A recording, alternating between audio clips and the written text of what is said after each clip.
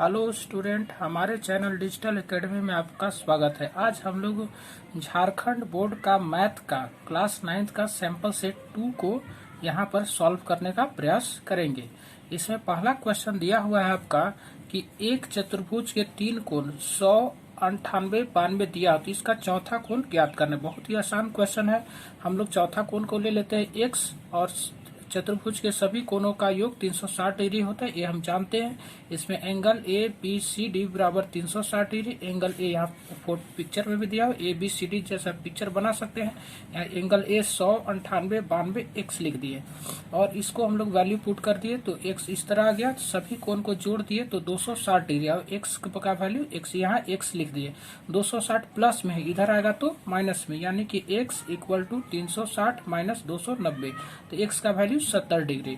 और इसके बाद हमें लिखना भी होगा कि अतः चतुर्भुज का चौथा कोण बराबर 70 डिग्री है या होगा। अब हम लोग आते हैं अगले क्वेश्चन। आकृति में यदि कोण एंगल ए ओ बी बराबर 60, तो सबसे पहले इसके लिए फिगर बनाए। ए ओ बी बराबर 60 डिग्री है तो ए सी बी आपको पता करना है।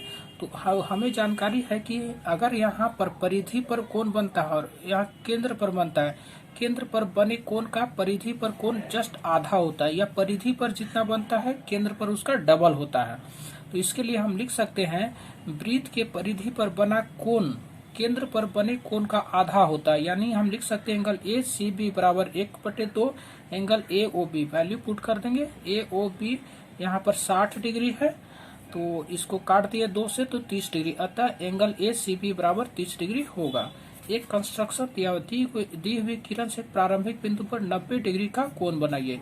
कोण बनाने इसको बनाने के लिए शॉर्ट में क्या करेंगे, सबसे पहले एक हम लोग किरण बना लेंगे। ऐसा किरण बनाने के लिए यहाँ बोल रहा है कि प्रारंभिक बिंदु यहाँ होगा, यहाँ हम लोग 90 डिग्री बना देंगे। इस तरह से ऐसे काटेंगे, यहाँ काटेंगे, यहाँ काटेंगे, यहाँ और ऐसे, और यहाँ पर एरो मार्किंग भी देना होगा और यहाँ पर 90 डिग्री आप लिख दीजिएगा और इसमें कुछ नहीं करना है, ठीक है।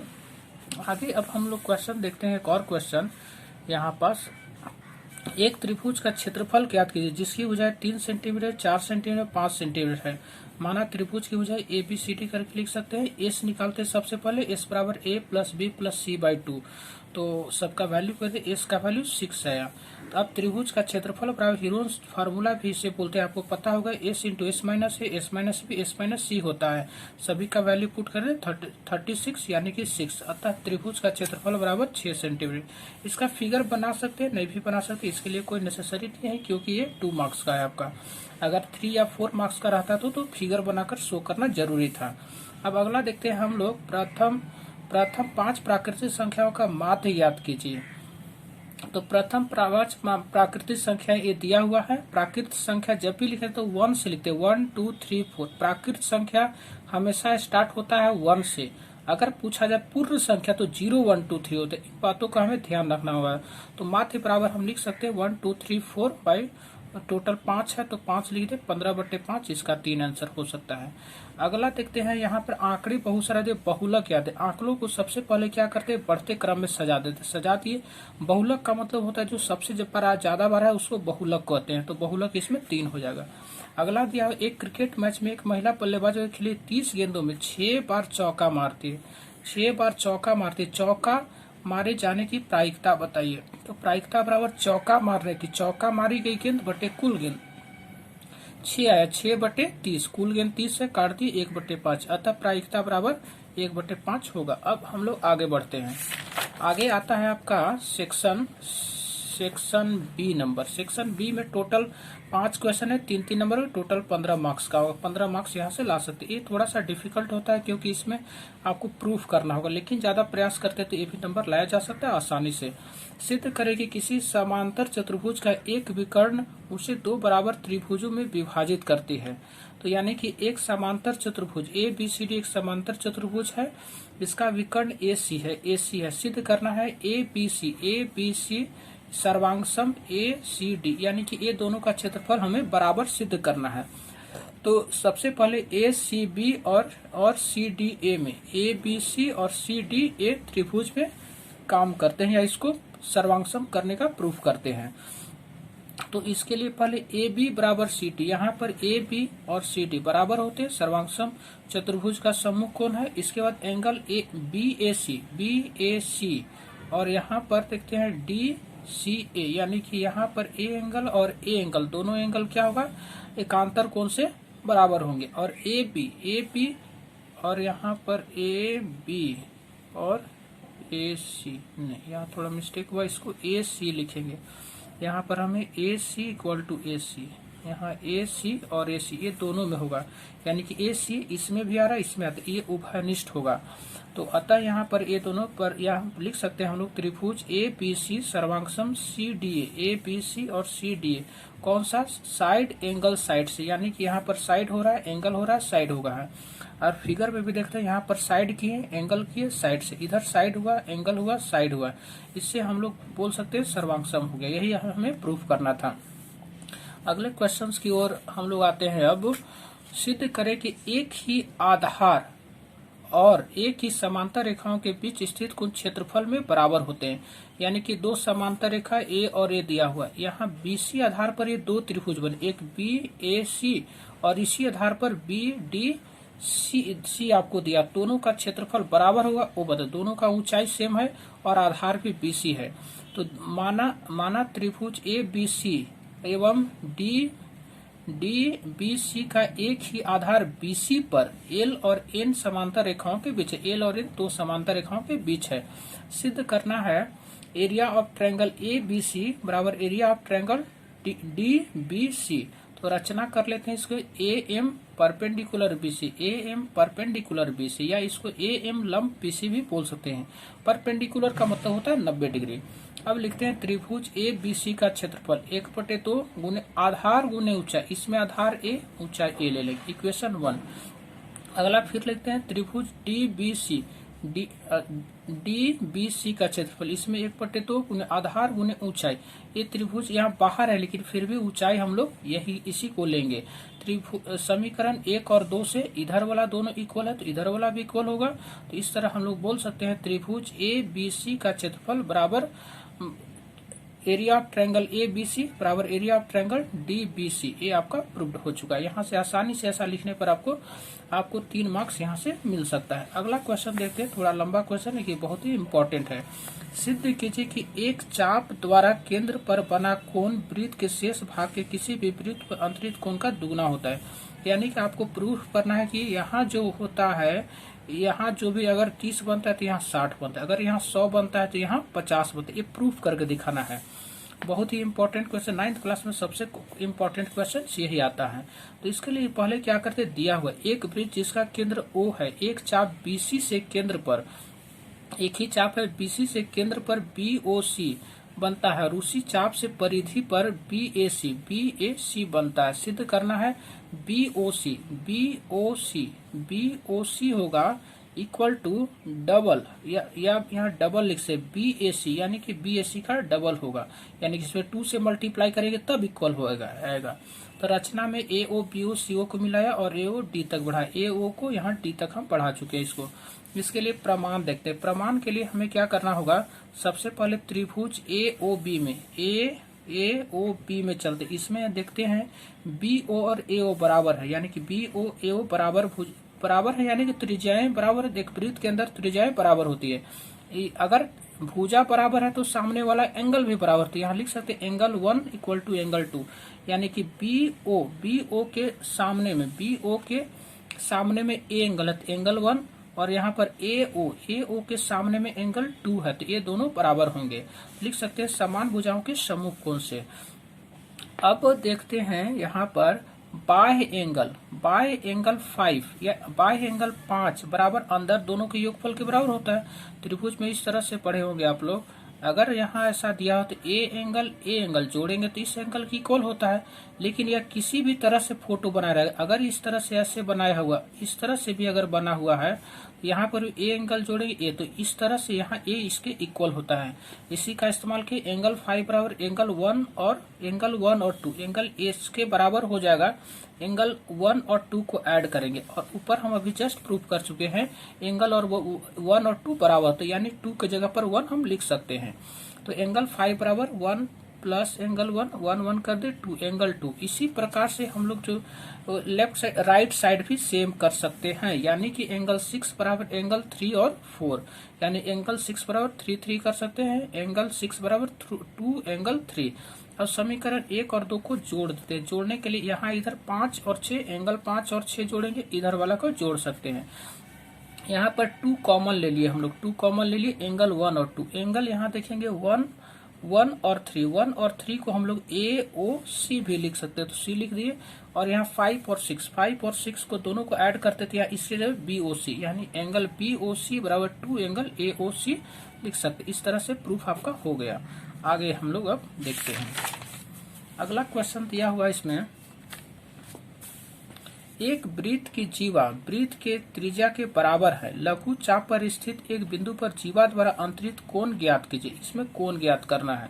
तो दिया हुआ है एक वृत्त जिसका केंद्र O है, ए तथा वृत्त की चाप एवं त्रिज्या बराबर है। चाप और त्रिज्या यानी कि इसमें कहने का मतलब A P Q P O A बराबर है, यानी कि ए दोनों बराबर है, यानी कि ए भी बराबर होगा। इस तरह से कौन सा त्रिभुज बन गया? समबाहु त्रिभुज। समबाहु त्रिभुज के प्रत्येक कोण 60 डिग्री होते हैं, यानी कि ए 60 डिग्री होगा, इधर भी 60, इधर भी 60। अभी केंद्र पर बन रहा था, यहाँ कोण कितना 30 डिग्री हो जाएगा, यहाँ 30 डिग्री हो जाएगा। तो यही काम इसमें भी करते हैं। समबाहु त्रिभुज 60 डिग्री, तो एंगल पी ए क्यू बराबर इसको लिख सकते हैं, P A Q P O A का आधा कर दे, हाफ कर दे, यानी पी ओ क्यू आपका 30 डिग्री हो गया। आपको एक और चीज पता होना चाहिए कि चक्रीय चतुर्भुज में, चक्रीय चतुर्भुज किसे कहते हैं? जिसका वैसा चतुर्भुज जिसका सभी कोण सभी कोण वृत्त के ऊपर हो। तो यहाँ पर आपको नजर आ रहा होगा, यहाँ पर P A P B Q के चारों भुजाएं वृत्त के ऊपर है, तो बोल सकते हैं चक्रीय चतुर्भुज है। चक्रीय चतुर्भुज पे सामने के कोण को जोड़ते हैं तो 180 डिग्री, यानी कि एंगल ए और बी 180 डिग्री होगा। तो एंगल ए आपको 30 डिग्री आ, एंगल बी पता करना था, यानी 30 इधर आ गया 50 डिग्री। अतः एंगल पी बी क्यू बराबर आपको 100 लघु चाप वाला एंगल पता करना था, ए वाला एंगल, तो 150 डिग्री लिख सकते हैं। अगला क्वेश्चन देखते हैं। एक कक्षा के 9 विद्यार्थियों की ऊंचाई दिया हुआ है, माध्य ज्ञात कीजिए। माध्य ज्ञात करना है तो सबसे पहले विद्यार्थियों की संख्या बढ़ते क्रम में सजा दिए। विद्यार्थियों की संख्या 9 है जो विषम होता है, विषम के लिए अलग फार्मूला होता है। माध्य बराबर 9 है तो 9 प्लस 1 बाई 2, यानी कि 10 प्लस 2, यानी कि 5वां संख्या इसका माध्य बताता है। माध्य बराबर 5वां संख्या, 1 2 3 4 5, 5वां में 149 है, तो माध्य के बराबर 149 सेंटीमीटर हो जाएगा। अगला क्वेश्चन हम लोग देखते हैं 13 नंबर। यहाँ दिया हुआ है 2 सिक्कों को एक साथ 500 बार उछालने पर निम्न बारंबारता प्राप्त होती है। 500 बार, 2 चीट 105 बार, 1 चीट 275 बार, कोई भी चीट नहीं 102 बार। प्रत्येक घटना की प्रायिकता ज्ञात कीजिए। कुल संभावना 500, प्रायिकता 2 चीट, प्रायिकता 2 चीट है, 2 चीट कितने बार? 105, 105 बटे 500 काट देंगे, 21 बटे 100 आ गया। प्रायिकता एक चीत यहाँ देखते हैं 275 बार, 275 बटे 500 काटेंगे, 11 बटे 20 आ जाएगा। प्रायिकता कोई भी चीत नहीं 120 बार है, 120 बटे 500 6 बटे 25। आसान क्वेश्चन है, आसानी से यहाँ से नंबर लाया जा सकता है। अगला क्वेश्चन हम लोग देखते हैं। 2 बच्चे वाले 1000 परिवार यादृच्छिक चयन किया, निम्न आंकड़ों की याद कीजिए। ये JCRT बुक में क्वेश्चन दिया, बहुत ही आसान क्वेश्चन है। यहाँ परिवार में लड़कों की संख्या, 2 लड़के 115 परिवार में मिले, 1 लड़के 675, जीरो परिवार ऐसे हैं जिसमें 190 लड़के हैं, 190 है जिसमें 0 लड़के, यानी कि दोनों के दोनों लड़कियां हैं इसमें। अब बताना, एक लड़का हो, एक लड़का, 2 लड़का हो, 1 लड़का हो, कोई लड़का ना हो, तो परिवार की कुल संख्या 2 बच्चे वाले टोटल 1000 है। प्रायिकता 2 लड़का हो तो 2 लड़का 135 है, 135 बटे 1000, यानी कि 27 बटे 200। प्रायिकता चाहिए हमें 1 लड़का हो, 1 लड़का यहाँ देख सकते हैं 675 बार, 675 बटे 1000, यानी 27 बटे कर सकते हैं। प्रायिकता कोई लड़का नहीं 190 बटे 1000, तो काट दिए तो 19 बटे 100 होगा। अब आगे हम लोग देखते हैं अगले क्वेश्चंस की ओर। ये देखिए ये आपका मिड पॉइंट थ्योरम का अपोजिट प्रूफ करना है। सिद्ध कीजिए कि त्रिभुज की एक भुजा के मध्य बिंदु से दूसरी भुजा के समांतर खींची गई रेखा तीसरी भुजा को समद्विभाजित करती है। यानी कि इसमें दिया हुआ है आपका त्रिभुज ABC में ए बी का मध्य बिंदु है एवं BC समांतर EC, यानी कि BC और ए समांतर दिया हुआ है। सिद्ध करना है AF इक्वल टू CF बराबर है, यानी कि ए भुजा और ए बराबर आपको प्रूफ करना है। रचना क्या की AB parallel CD, AB parallel इधर से एक CD लाइन खींचे एवं EF पैरेलल ED खींचे और ED को D तक, ये पैरेलल दिया हुआ, इसको हम लोग EF को आप D तक मिला दिए इसमें, ठीक है। आगे हम लोग देखते हैं इसके बाद प्रमाण में यहाँ देखते हैं AB पैरेलल CD दिया हुआ है। AB यहाँ पर AB पैरेलल CD है, यानी A और A भी पैरेलल होगा। अगला हम देखते हैं A और A पैरेलल है, तो A और A पैरेलल होगा। अगर दो भुजाएं ऐसे इस तरह से ऐसे और ऐसे पैरेलल होता है तो बीच का क्षेत्रफल क्या, बीच का वाला का समांतर चतुर्भुज, यानी कि BCDF एक समांतर चतुर्भुज होगा। अब जब ए पूरा समांतर बन गया चतुर्भुज, तो अब हम लोग क्या करते हैं, ए और ए दोनों को कॉन्ग्रुएंस करने का प्रयास करते हैं। यानी यहाँ पर देखिएगा एंगल AEF, यानी AEF और CDF को, ये दोनों को सर्वांगसम करते हैं। सर्वांगसम करने के लिए पहले क्या करते हैं, कोण देखते हैं, शीर्षाभूमि को, यहाँ एंगल छोटा होगा, एंगल AFE और CFD, ये दोनों क्या होगा, शीर्षाभिमुख कोण। आपको पता होगा कि अगर दो लाइन ऐसे से कटेगा तो ए और ए एंगल होता है शीर्षाभिमुख कोण से। एंगल EFA, यहाँ से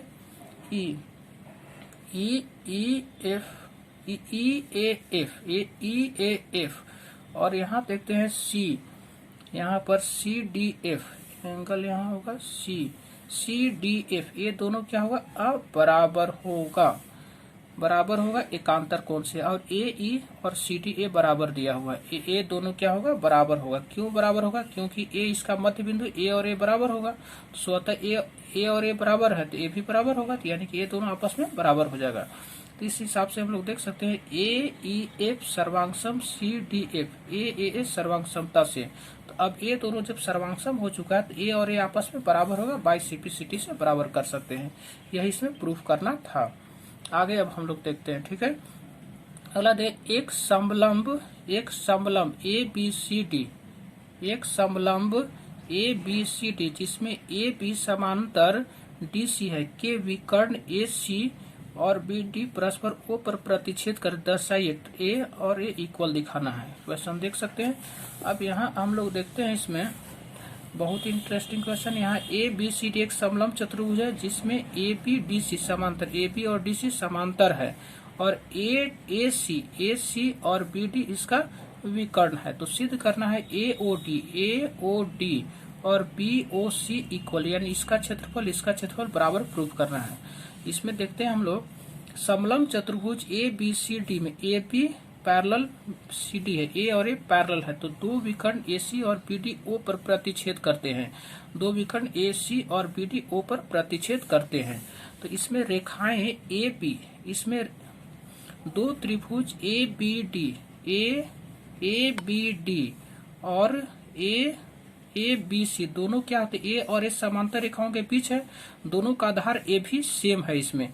तो हम बोल सकते, आपको पता होगा अभी जस्ट प्रूफ किया, दो समांतर रेखाओं के बीच में अगर आधार एक है तो उसके बीच का दोनों क्षेत्रफल बराबर होते हैं। यानी कि हम लिख सकते हैं एरिया ऑफ ट्रायंगल ABD बराबर एरिया ऑफ ट्रायंगल ABC, ये दोनों का क्षेत्रफल क्या होगा, बराबर होगा। अब दोनों तरफ ABO का क्षेत्रफल को दोनों तरफ क्या कर देंगे, घटा देंगे, यानी कि यहाँ पर दोनों तरफ माइनस कर दिए। अब यहाँ ध्यान देने वाली बात होगा कि त्रिभुज ABD में अगर A त्रिभुज है, इसका ABO का क्षेत्रफल माइनस कर दे तो क्या बच गया, AOD बच गया। इधर भी हम लोग क्या करते, ये पूरा का पूरा त्रिभुज ऐसा है, इस त्रिभुज में से ये वाला क्षेत्रफल को माइनस कर दे, इस क्षेत्रफल में, यही चीज यहाँ पर किया हुआ आप लिख सकते हैं। एक कंस्ट्रक्शन है, कंस्ट्रक्शन अलग से आप लोग कमेंट्स करेंगे तो इसको हम वीडियो बना देंगे, ठीक है, आप बनाने का प्रयास करेंगे। अगला क्वेश्चन हम लोग देखते हैं, एक त्रिभुज भूखंड का क्षेत्रफल इस अनुपात में दिया हुआ क्षेत्र परिमाप दिया हुआ है, क्षेत्रफल ज्ञात करें। बहुत ही आसान। जब भी अनुपात रहता है तो भुजा को हम लोग एक्स के फॉर्म a बराबर 3x 5x 7x लिख सकते हैं। भूखंड का परिमाप दिया हुआ 300, तो सभी को जोड़ते तो भी परिमाप आता है, तो सभी को जोड़े तो x बराबर मेरा आ गया 20। अब यहाँ कर दे, जब x बराबर 20 आ गया तो हम लोग इसका भुजा के ओरिजिनल माप जानेंगे कि भुजा की लंबाई क्या है। a बराबर 20 वैल्यू के लिए इसमें 60 100 140 आ गया, तो s बराबर निकाल देते हैं आसानी से। a plus B plus C by 2 यानी कि s मेरा आ गया 150 मीटर आ जाएगा। ठीक है, भूखंड का क्षेत्रफल इसको value s into S minus A S minus B S minus C, तो इस ए बी सबका ए बी सी डी और इसका वैल्यू पुट कर देंगे। पुट करने के बाद रूट के अंदर डबल डबल करके बाहर निकालेंगे सिंगल। यहाँ 10 10 आपका टोटल 4 बार है, तो यहाँ 4 बार है 2 बार, 3 3 भी 2 बार, 1 बार। ये रूट के अंदर है। ठीक है, 5 5 भी 2 बार, तो 1 बार निकल गया, यानी कि इसका 1500 रूट के अंदर रूट 5 मीटर स्क्वायर आंसर। अतः त्रिभुजाकार भूखंड का क्षेत्रफल 1500 रूट 3 होगा। आसानी से अगर कोई दिक्कत होगा तो बताएंगे कमेंट्स में, उसका हम लोग सॉल्यूशन बता देंगे मैं।